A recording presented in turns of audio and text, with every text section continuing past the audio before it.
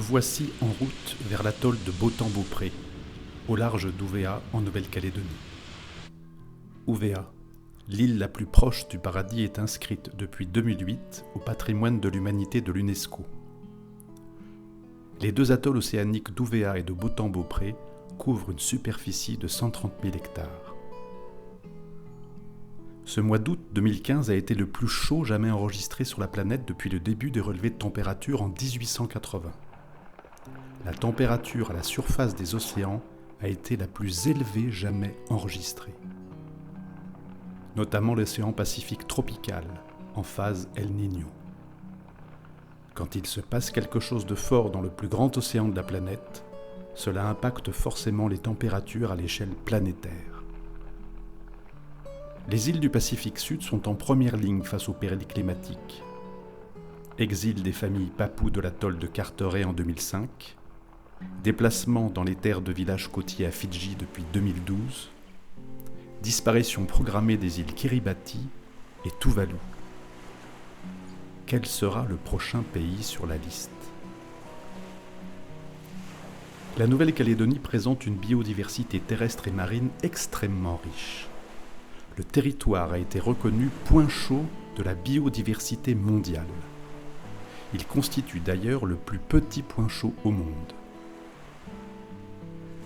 Les récifs coralliens sont confrontés à de nombreux dangers climatiques. L'élévation du niveau de la mer menace les plages, les estuaires et les îles basses. Les atolls d'Ouvéa et de Baotang-Beaupré sont les plus menacés.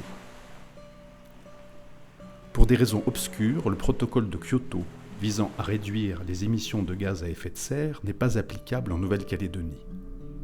Il faut aujourd'hui se poser la question de l'équation énergétique du monde. 80% de l'énergie utilisée par la population mondiale provient de l'énergie fossile. Pétrole, charbon, gaz. En Nouvelle-Calédonie, le développement effréné de l'industrie du nickel se traduit par une augmentation sans précédent de ses émissions en CO2. En 2015, avec 3 centrales thermiques au charbon, 3 usines métallurgiques, la Nouvelle-Calédonie rejette plus de 8 millions de tonnes de CO2 par an, soit près de 37 tonnes par habitant et par an. Et cela place la Nouvelle-Calédonie dans le peloton de tête des pays émetteurs de gaz à effet de serre.